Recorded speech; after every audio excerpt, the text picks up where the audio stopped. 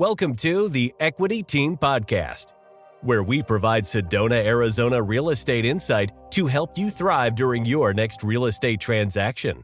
I'm Chad McMahon, short-term rental investment specialist, and Martin is also short-term rental and investment specialist here in beautiful Sedona, Arizona. And today we're going to be quickly analyzing a market report so that you see the information, so that you understand the information. And we have some speculation we're going to provide, as well as kind of some, expert analysis of what's been happening over the last year. Not only here, we're going to primarily be focusing on analyzing the Sedona market, but it is indicative of what's happening elsewhere. So this is good information for everyone, especially in Arizona. And hopefully you find it as helpful as we do. And welcome back, Martin. It's always great to do these with you. Hey, Chad. Good to see you. Yeah, you too. In the effort of just diving in, I'm going to share my screen. All right, so the market analysis here, there we go, just popped up. So first, we're going to start with kind of an overview of the market. And Martin and I are just going to kind of take turns talking about things that we find the most interesting and what these changes indicate. Things that we're likely to see, not only that we have seen and that are seasonal, and things that might be a little bit non-seasonal, things that indicate something deeper. And some of these graphs that we're going to be diving into, they show us some indicators of what might be at least over the next month or two. It's hard to predict past that, aside from seasonal changes, but let's dive in. Martin, you want to talk about the number of listings a little bit? Yeah, what I found really interesting is we've been really, really stable in our low inventory environment. As we can see for this whole past year, the number of listings has been very flat. So it's good and it's bad at the same time, right? Because we would all like to see more inventory and more options when we're looking to buy, but also this indicates stability in the market. So whereas 2021, 2022, and the beginning of 2023, things were crazy all over the place and it kept changing every month. We weren't quite sure where we were standing. This past year has been really, really stable for us, and we've been able to, make pretty good predictions for our market overall, and we can see this with the number of listings. Definitely. And, in case people can't read this, the blue line here, these are total active listings on the market. For me, the most valuable indicators that are here, it's good to see pending and sold, but new listings is green. So that's why it's a low number down here. That's just new listings that hit market. But this blue one is, I think, the most important one in terms of the one that's saying what's happening. That's the total number, the active number of listings on the market. And by the way, this is Greater Sedona area only is what this is analyzing for all of these charts that we're going to be talking about in this video. Greater Sedona area, single family homes, that's it. Okay, so HOA, no HOA, any number of bedrooms, any price point, okay, Greater Sedona area. So you can see we're plus or minus right around this 200 active listings at any time over the last year. Yeah. Now, go ahead, Martin. So that's 200 listings for single family homes out of, on average, about, I believe, 6,500 homes in Sedona. So that's about how many homes we have in total in the Greater Sedona, and 200 of them are on the market. So it is a pretty low inventory. However, you do have to bear in mind those 6,500 housing units, that includes condos, townhomes, manufactured homes, things like that as well. And those aren't part of this search. So it is a lower number, but you're right. It's out of total housing number or total housing units. And it is quite stable, like you said before. Now, this one I find quite interesting, in terms of listed prices versus sold prices. And, we've got new and we've got the active. So, this is really interesting. The new list prices versus sold, I find that to be a really interesting comparison. And then also the active, the big number, active versus sold. So I want to just point out something here, and that is the gray one. If you can see that, I'm gonna actually zoom it in a little bit. All right, here we go. So the gray one is the sold, total accumulative sold, month by month, and the sale price. So you can see it's pretty normal. And then all of a sudden, starting in December 23rd, since then, we've got this spike. And that's what you see when buyer activity really increases. So the sold prices are really spiking, and we're not seeing a spike with anything else. You could argue that, like new list prices are spiking, but I don't consider this a spike. I consider this a typical ebb and flow. This is normal. It just kind of goes up and it goes down, and it's a normal thing. But this right here, this is more of a spike. And there are a lot of reasons for that. We've seen, granted, we did have interest rates spike recently, but in general, it's been going down. And buyer confidence and buyer activity has been increasing. And there are obviously a lot of other factors as well, but that's a big one. Those interest rates, they really tie into what's happening with buyer aggression, buyer activity, and the sales that are occurring on the market. It's also worth pointing out, and this is subtle, but going back to the other chart, it's slightly going down in terms of the number of listings. And that's because the activity is increasing and because we're seeing more properties go pending, and that market share is decreasing. But this is really interesting. The other thing I just want to point out, and then I'll get off my soapbox here, is that this is outpacing listed prices. What that means is that, this chunk right here, properties are selling for more than they were listed for, essentially. So you've got, something's listed, right here, it's surpassing the active, which is kind of cool. But yeah, the sale prices are outpacing what they're listed for. And that's because we're seeing buyer competition. We're seeing multiple offers. It depends on the properties, but especially with short-term rentals, which of course we deal with a lot, there's a lot of competition there. It can be kind of fierce sometimes. And it can be really tough to get the property that you want to buy, especially when you're competing against 3, 4, 5, or even 10 plus offers and buyers. And all the buyers want it. It's not like some just kick out an offer and I don't care if I get it or not. It's like the buyers want it. So that's a real tricky thing. Anything you want to add to this? Yeah, well, they care because there's nothing else to buy. Yeah, So because that's right. the inventory has been so low, whenever a really good property comes to the market, you have all the eyes on it. And I think you're absolutely right. And seeing that sold median sales price shooting up in January is very much in line with what we've experienced on the market. Multiple times I found myself in a situation where we had multiple counteroffers. We had to outbid other buyers and potentially even have to offer over asking, which is something we haven't seen in quite a while. So definitely in 2024, since the year started, we've seen an uptick in that activity and aggressive activity. Even sometimes for properties that were listed on the market for 6 months to a year and hadn't moved, all of a sudden January kicked in and you have 3 offers on the same day that you're writing an offer for your client. So there's nothing is set in stone. I think that's where I want to get to when I look at these numbers is I realize if you find a good property and it is a good price and your numbers work, just go for it. Don't wait up, because if you sleep on it one too many nights, you may lose it to another buyer in this kind of environment.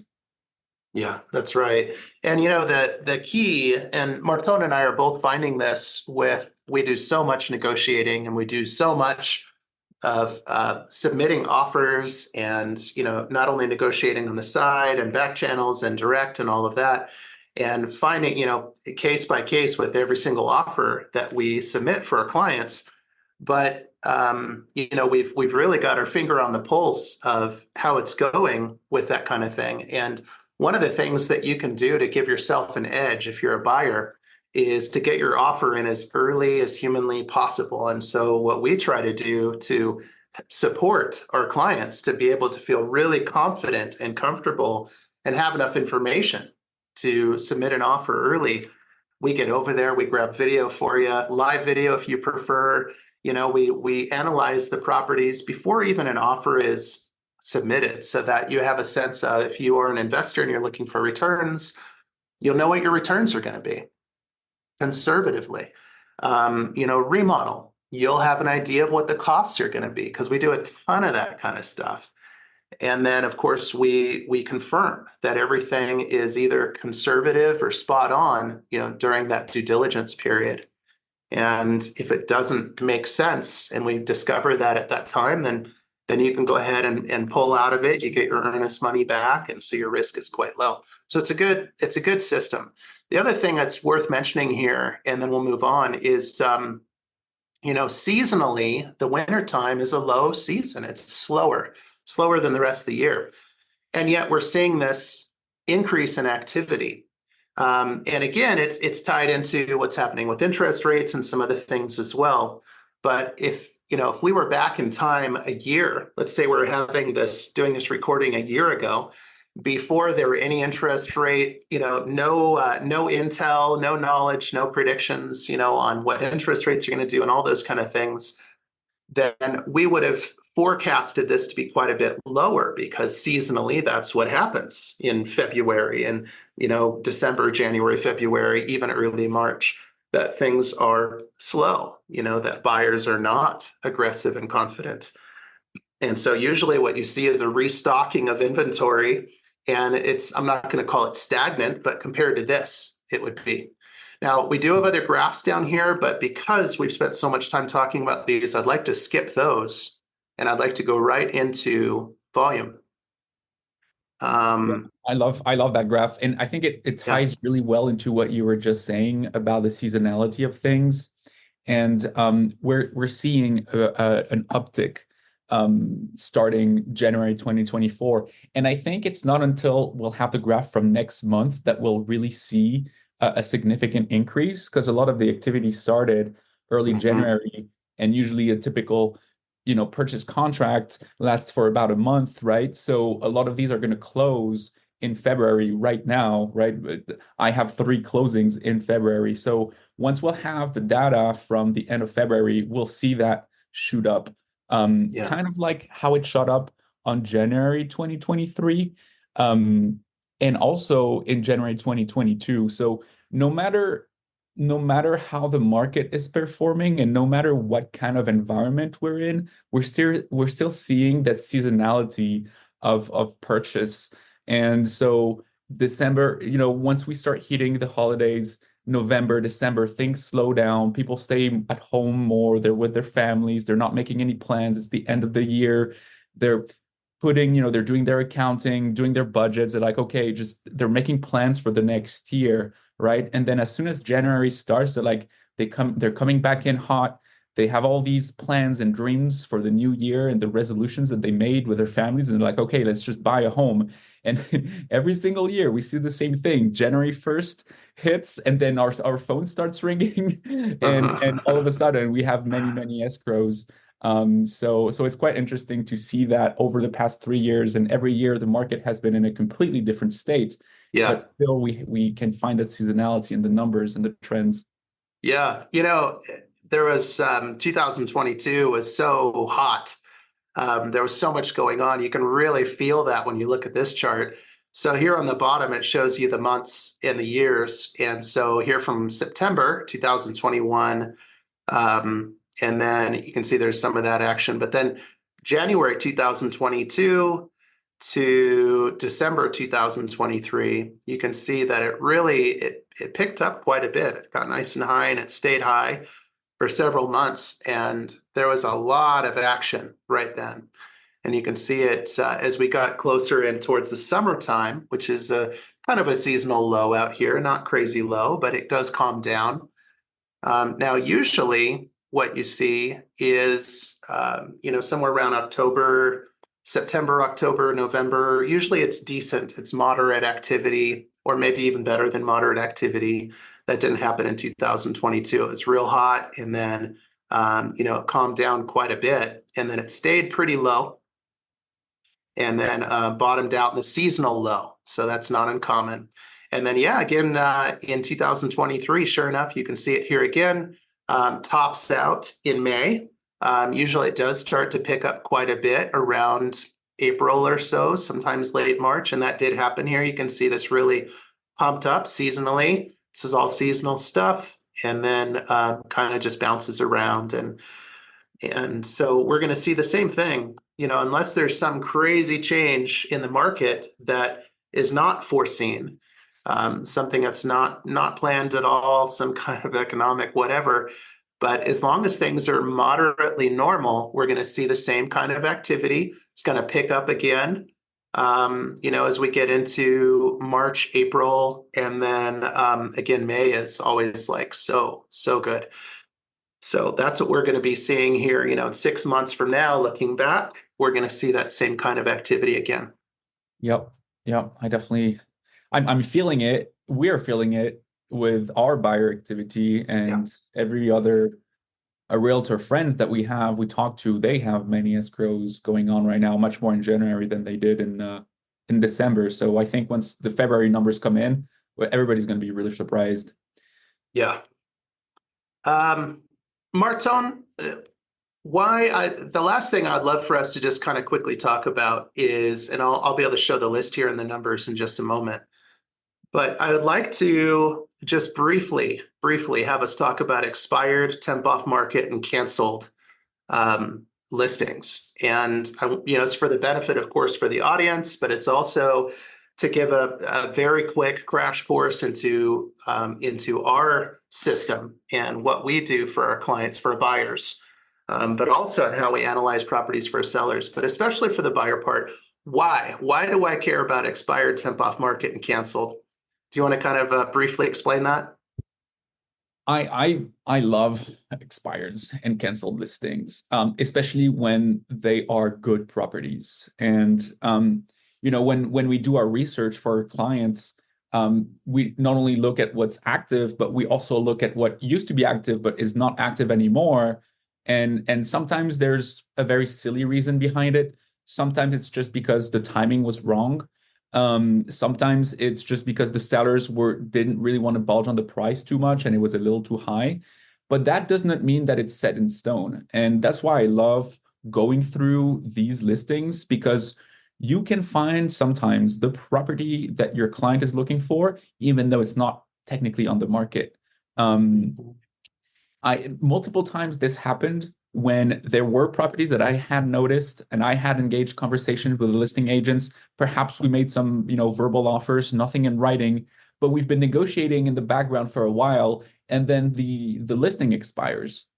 But most likely they still actually want to sell. They just haven't been able to sell within the time frame that they had determined with their listing agent. But if you already have built up that rapport with the listing agent and you come back a month or two later after it was canceled or expired, or they decided to take it off market to do some personal things, and you're like, hey, my buyer is finally ready now, and we're good with this price, are you still interested in selling? And more often than not, I've had some really pleasant surprises where we could tie up a property that was not on the market and actually have a successful sale. That's right. And so, the expired, the temp off market, and the canceled listings, these are great sources, like you said, of off market opportunities, which hopefully means a lot less competition, and you have more time to work through the negotiating process and the pre-due diligence process, which is really wonderful when you have that time. And sometimes you can get the most amazing deals that way also, because they're not going to be bombarded by a bunch of offers. So it's not going to drive up that price for you if you're on the buying side. Now, most real estate agents aren't willing to go through this process because it's a pain in the neck. It takes forever. And a lot of these don't pan out. Most of these, you're not going to be successful in terms of connecting with the seller and being able to do something. The exception, I would say, is probably temp off market. Temporarily off market is grand majority of time. They need to sell it. There's just something going on, some reason why they're temporarily pulling it off, but they plan to put it back on. So that's pretty solid. You can see there aren't a ton of these. There, a good chunk of them. And these probably, most of these probably went right back on the market again. This just shows that over the course of 2023, they went temp off market at some point, okay? And they may, they're probably on market somehow, somewhere. This one, you can see status change, temp off market. So this is an example, one that's temp off market right now. And again, I love pursuing these things. These are great. Expired, hard to say. Hard to say what's going to happen. Are the sellers going to relist with another agent? Are they going to just pull it off market for a few months? Are they going to keep it and not sell it? And if they decide that, then it's really hard to turn sellers. It's really hard unless you offer them possibly even more than what they were asking. Sometimes you can change their minds, but aside from that, it's an emotional process as well as a logical process. And once people decide something, usually that's it. Now, canceled is tough to say. So usually it's either sellers are not satisfied with their listing agent because they're not doing enough to sell it, which is so common. So many properties are listed by agents that take photographs off of their own cell phone and they look terrible, or they're not doing any marketing at all. They're just slapping it up on the MLS and, it's promises after promises, but they're not doing anything that actually works. And sellers are smart, most sellers anyway. Sellers are smart and, they know if their agent is dropping the ball. And that happens a lot. So I would say probably most agents, they're not doing what they should be doing to sell properties. So, maybe it's, again, sellers are just saying, forget it. I'm done. I'm going to cancel it. I'm going to pull it off. And another agent, I'm going to list it with someone else. Or again, I'm just going to keep the property either for a while, or I'm not going to sell it at all. I'm going to run it as a short-term rental, or I'm just going to live there. I'm not going to move, whatever the situation is. But these are definitely worth pursuing. And we do pursue these for our buyers so that we have a wider net and we can look at more inventory and more options. So thank you everyone for joining us. I hope that was helpful. Please reach out anytime, whether you're an investor or not, reach out anytime. Let us know what questions you have. We're happy to consult. We do that all the time.